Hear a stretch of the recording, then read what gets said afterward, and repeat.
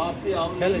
इधर जाके मारे ना मंजूर ना मंजूर ना मंजूर ना मंजूर ना मंजूर ना मंजूर ना मंजूर ना मंजूर ना मंजूर ना मंजूर माफिया चौक में असी आन के खलते हैं लेकिन ये चंद एक लोग खलते हैं देखो असा चंद लोगों की गल नहीं है पूरी हवेलियां शहर पूरी हवेलियां तहसील डिस्ट्रिक्ट के बाद ये मुल्क की सतह की गल है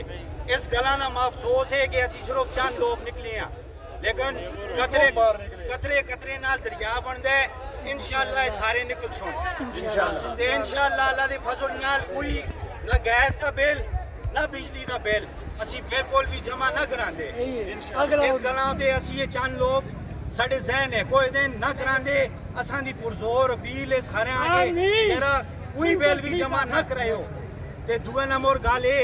अगर ये बिल तुसी जिहड़ी बिजली इस्तेमाल करदे हो उसका भी एक तरीका है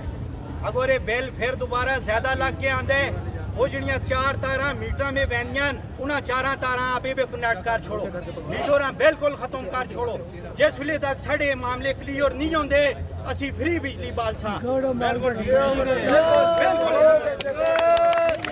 ना मंजूर सलमाना टैक्स ना मंजूर ना मंजूर ना मंजूर सलमाना टैक्स ना मंजूर ना मंजूर ना मंजूर सलमाना टैक्स ना मंजूर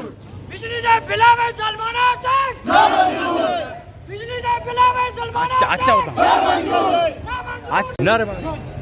मानो ना रे मानो किसी मुल्क की जरूरत नहीं कि वो आंख उठाकर हमारे मुल्क हमारा हम चोर हैं हम चोर खाता है हम मुजरों में खुद चोर है बिजली दे बिलां दे खिलाफ ये पुरअमन एहतजाज है ऐसे किसी किस्म का कोई मसला वसाइल नहीं करना ठीक है पुरअमन एहतजाज अपने हक से निकलना है ठीक है ते ये असां इंशाअल्लाह अपना एहतजाज कंप्लीट करके ते हुण ये दुआ करो कि अल्लाह पाक असां जेड़ा कि इतफाक आपस में मिल जुल के भाईचारे नाल अपने हक से सारी कौम निकलने की तौफीक देवन आमीन।